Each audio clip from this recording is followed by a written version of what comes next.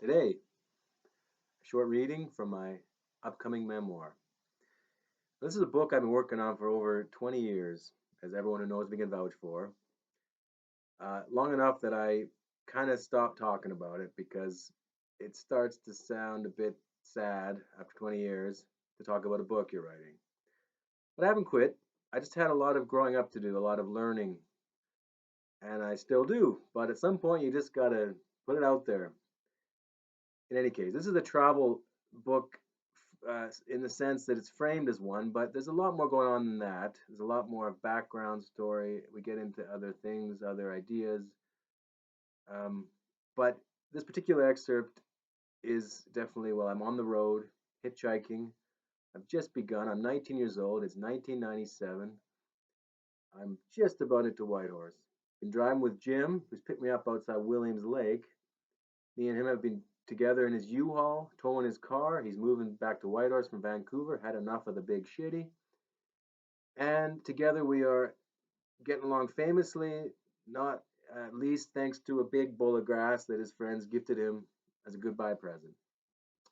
So at this point, to begin the excerpt, I've just helped Jim unload his U-Haul into his new place.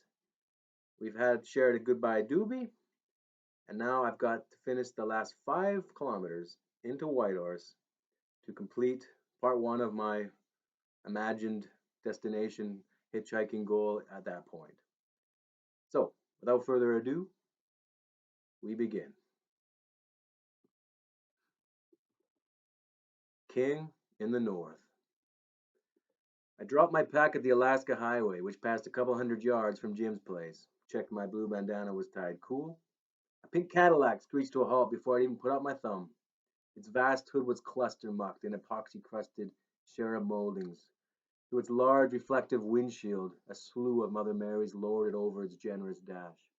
I billowed myself forward, yanked the waiting handle, swinging open a long pink door in a wide, creaking arc.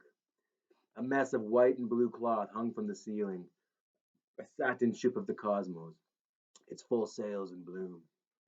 The mutton-chopped, full-bellied driver lounged behind a mahogany wheel. He telegraphed a practiced grin in a lopsided manner, wearing a white jumpsuit in the size of too tight. Its V-shaped neck generously exposed body, hair, and a grand medallion. Intricate colored thread and beadwork dazzled the seams of his legs, sides, and trunk. A tiny cape flopped from his shoulders. "Howdy, boy.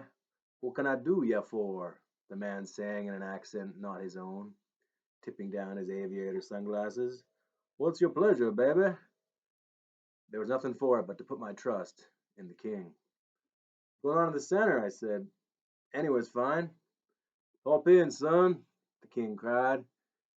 "Elvis Aaron Presley is always here to serve."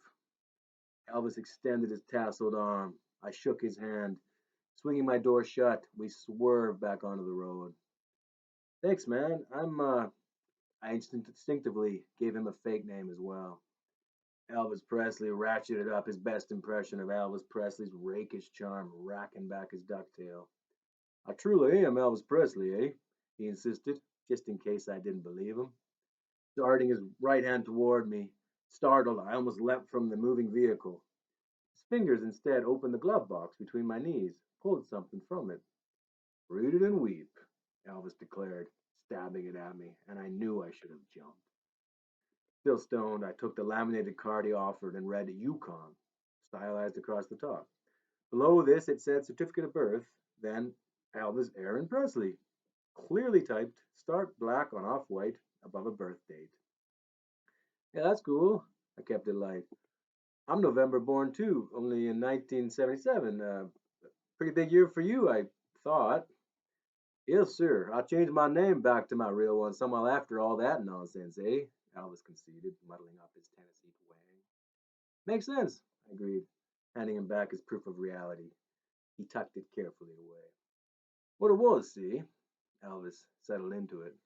"One night, a flying saucer zapped me with its humming light.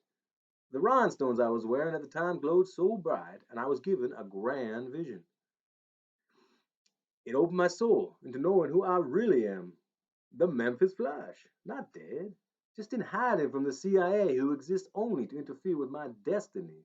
I'd become too powerful, eh? The FBI needed me gone.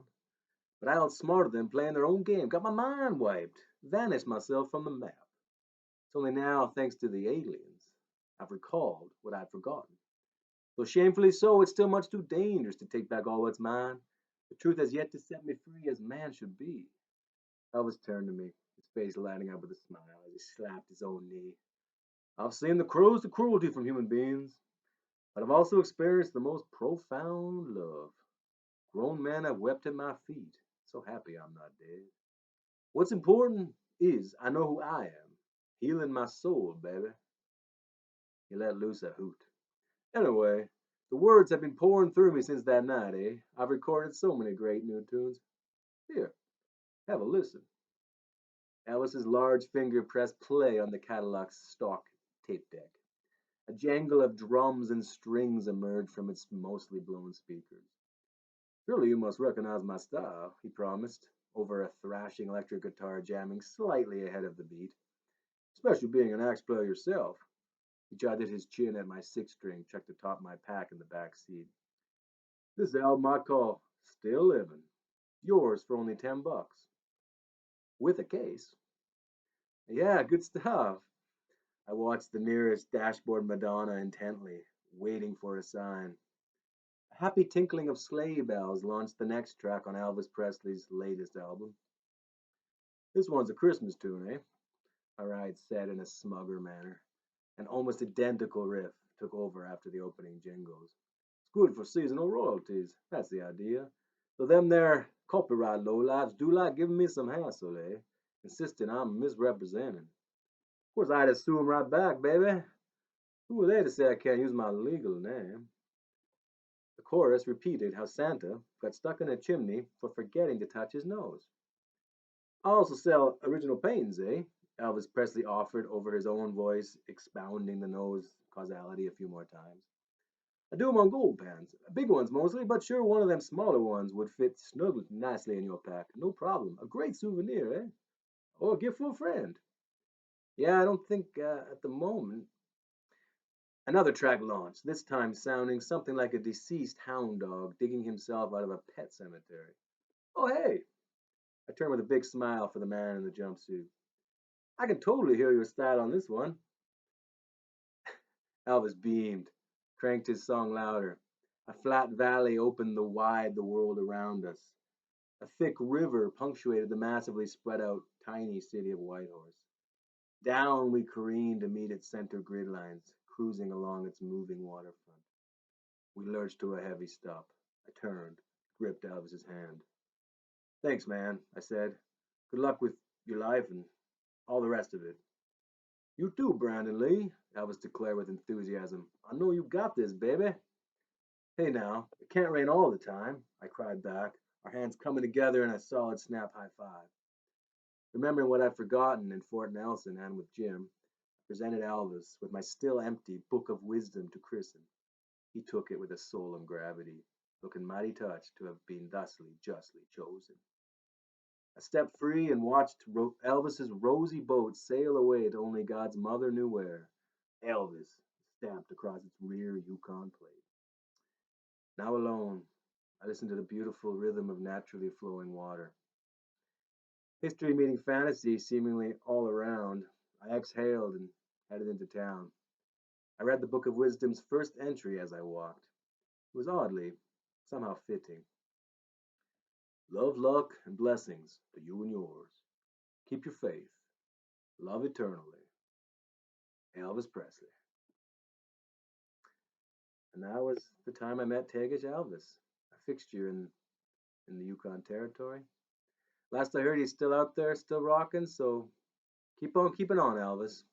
Thanks again for the ride. We'll see you guys later. Cheers.